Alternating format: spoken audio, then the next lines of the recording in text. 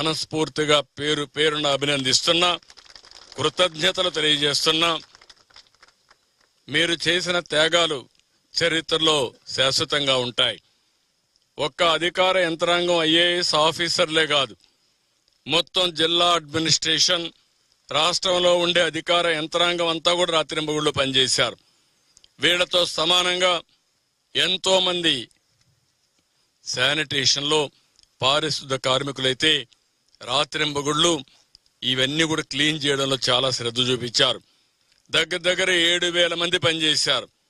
త్రాగునీరు కోసం కొన్ని వందల వేల మంది పనిచేశారు. అదే మరి కరెంట్ ఇవ్వడానికి కొన్ని వేల మంది పనిచేశారు. ఈ విధంగా మనం ఆలోచిస్తే ఫుడ్ పాకెట్స్ అయితే కొన్ని లక్షల ఫుడ్ పాకెట్స్ ఎవ్రీడే సరఫరా చేయడం కోసం పెద్ద ఎత్తున శ్రమ చేశారు. ఒక మాటలో చెప్పాలంటే ప్రజలందరూ సహకరించారు. మనసుండే ప్రతి ఒక్కరు దృష్టి పెట్టారు. వారికి తగిన సహాయం చేశారు. 10 రోజుల్లో ఇంత పెద్ద విపత్తుని మళ్ళా ఒక కంట్రోల్ తీసుకొచ్చాం. ఒక యుద్ధమే చేశాం. వరదల పైన ఒక యుద్ధం చేశాం. ఎవరైతే విద్వేషాలు రెచ్చగొట్టి వారు అధికారంలో ఉన్నప్పుడు చాలా వరకు దుర్మార్గంగా ప్రవర్తించి, నిర్లక్ష్యంగా ప్రవర్తించి ఈ గండులకు కారణమైన అవన్నీ పూడ్చాం. ఒక విధంగా చెప్పాలంటే ఈ గండ్లు పడకుండా ఉండుంటే ఇంత కష్టం ఉండేది కాదు. హ్యాండిల్ చేయడం సులభం. నీళ్లల్లో పోవాలి. నా జీవితంలో చాలా సంక్షోభాలు చూశాను. ఉదుహుదు చూశాను, సూపర్ సైక్లోన్ చూశాను, తిత్లీ చూశాను. అక్కడ జరిగింది, ఒకసారి విపత్తు వస్తుంది, ఆ విపత్తు వెళ్ళిపోతుంది. ఆ తర్వాత మనం రెస్టరేషన్ కానీ రిలీఫ్ కానీ ఫాస్ట్గా చేశాం. ఇక్కడ రిలీఫ్ చేయడానికి కూడా అవకాశం లేదు. 8 అడుగులు, 10 అడుగులు, 12 అడుగుల నీళ్లు, నీటి ప్రవాహం కూడా ఉధృతం. ఓసారి ఎన్డీఆర్ఎఫ్ చేతులు తీశారు.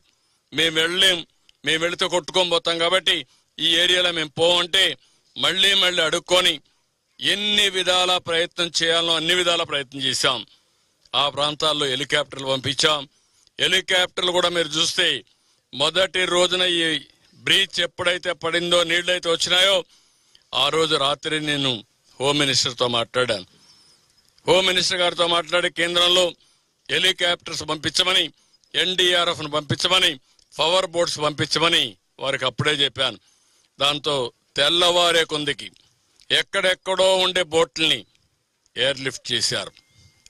పంజాబ్ నుంచి పంపించారు, చెన్నై నుంచి పంపించారు, బెంగళూరు నుంచి పంపించారు. వివిధ ప్రాంతాల్లో ఉండే ఈ బోట్లు కానీ, అదే మరిగా ఎన్డీఆర్ఎఫ్ స్టాఫ్ను కానీ పెద్ద ఎత్తున పంపించారు.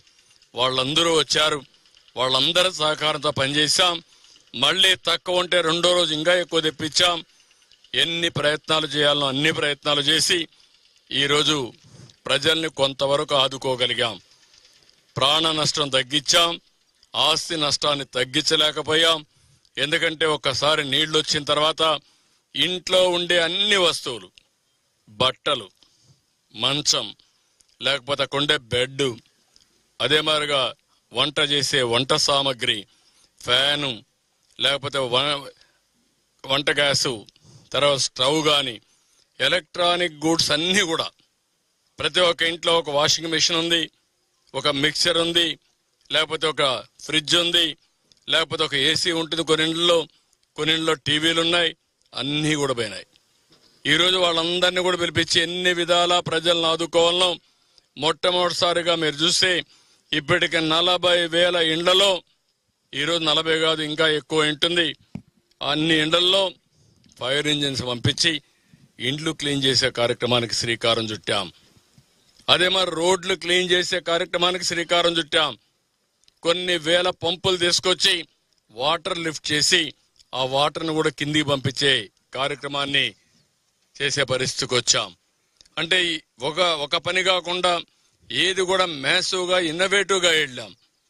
టెక్నాలజీ ఉపయోగించాం, ఇంకో పక్క మెషిన్స్ ఉపయోగించాం.